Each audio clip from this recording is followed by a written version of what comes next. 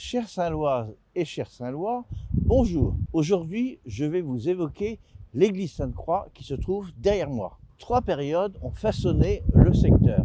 Tout d'abord, la période religieuse à partir du IIe siècle, ensuite la période équestre, et puis bien sûr la période contemporaine, on va dire, à partir du XXe siècle. Tout d'abord, en 805, Charlemagne y installa un chapitre. Alors un chapitre, c'est une sorte de confédération religieuse, on va dire. C'est en quelque sorte une assemblée de religieux et cette assemblée est placée sous le vocable de Saint-Étienne. Ce chapitre devient une abbaye au XIIe siècle. L'abbatiale est terminée en 1202. Donc vous découvrez une gravure ancienne de l'abbaye telle qu'elle serait ou qu'elle aurait été, semble-t-il. Donc il faut savoir qu'à cette époque, l'abbatiale était plus importante que l'église située à l'intérieur des remparts, puisque c'était l'église Sainte-Marie du Château, qui était beaucoup plus petite. L'église Notre-Dame actuelle n'existait pas encore. En 1273, l'abbaye Saint-Étienne prend le nom de Sainte-Croix. L'abbaye étant à l'extérieur des remparts de Saint-Lô, les abbés et religieux avaient toutefois un refuge, on va dire en quelque sorte, à l'intérieur des remparts. Vous découvrez un plan du secteur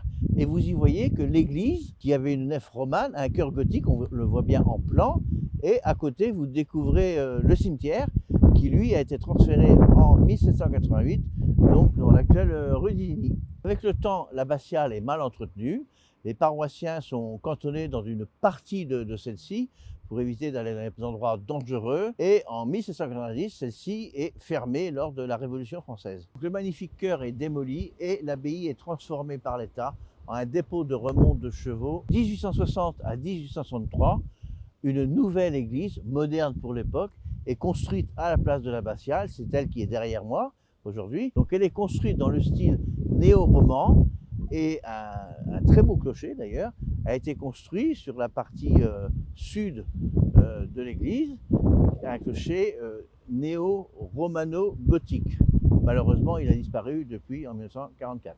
Avant d'aller visiter l'église, nous allons nous intéresser à ce qui se trouvait autour et ce qu'il reste encore aujourd'hui.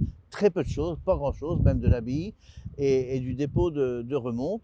Donc on va aller voir ça. Derrière moi, vous avez un petit bâtiment carré qui était l'accueil du dépôt de remonte. Bien sûr, il ne reste que ça. Autrement, il y avait un beau portail avec des grilles qui bien sûr n'existe plus aujourd'hui. Il est constitué de beaux jambages en granit, donc en pierre de taille, et vous avez deux vues successives sur ce bâtiment, une vue carte postale ancienne et puis une carte postale, une photo. Donc derrière ce petit bâtiment, il y avait un très grand bâtiment qui avait été construit en 1704 et celui-ci a été détruit, on va dire récemment sur l'échelle du temps, seulement en 1965. Pourtant c'était un très beau bâtiment avec une partie centrale en saillie, un fronton sculpté.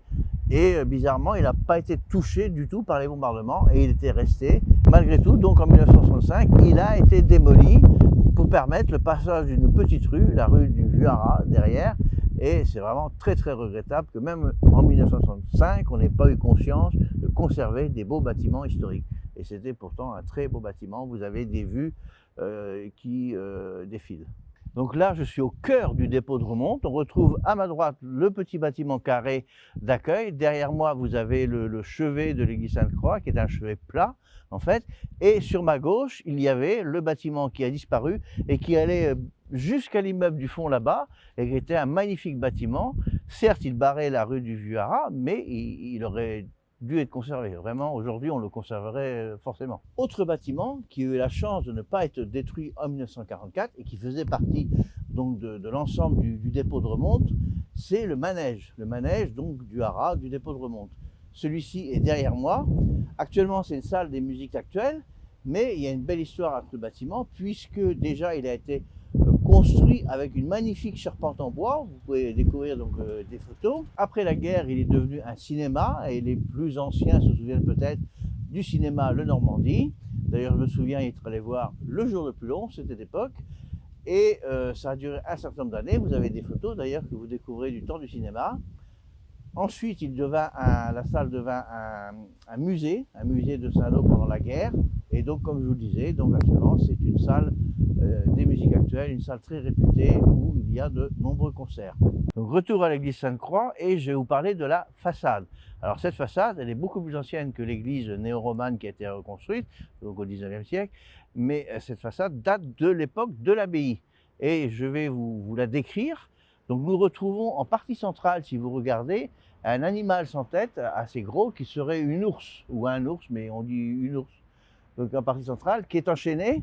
Alors l'ours représente ce qu'on appelle le paganisme, et vous avez donc c'est la croyance en plusieurs dieux, on va dire, et vous avez donc deux chaînes de chaque côté avec deux personnages qui tiennent l'ours. Vous retrouvez deux chiens qui aboient, deux serpents entrelacés et noués, et puis des petits personnages en partie basse. Et au niveau du tympan, on retrouve Saint-Lô qui guérit une aveugle. Voilà pour la description de la partie basse, on va dire, du portail. La construction de cette nouvelle église a été supervisée par Prosper Mérimée. Et il faut savoir également qu'elle avait obtenu en 1979, malgré le peu d'éléments de romans de l'ancienne abbaye, le label Abbaye normande. Derrière moi, vous avez une plaque qui rend hommage au Major Howe. Le Major Howe était un militaire américain qui est entré dans Saint-Lô en 1944 par, je dirais, la route de Bayeux, le carrefour de la Madeleine, et malheureusement, il a été tué. Alors son cri de ralliement était « Let's go », allez-y Saint-Lô. Il voulait entrer le premier un peu dans Saint-Lô, malheureusement ça n'a pas pu se faire. Et les Américains, en hommage à ce vaillant militaire, ils ont déposé son corps sur les ruines du clocher de l'église Sainte-Croix, donc en 1944, et vous découvrez d'ailleurs une photo. Et du coup, un mémorial a été implanté à cet endroit en hommage à ce soldat qui symbolise quelque part tous les militaires américains tués pendant la guerre lors de la bataille de Saint-Lô. Donc fin d'une première partie, nous allons entamer la seconde partie avec la visite intérieure donc, de cette église Sainte-Croix. Je dis à la suite, découvrez le second épisode.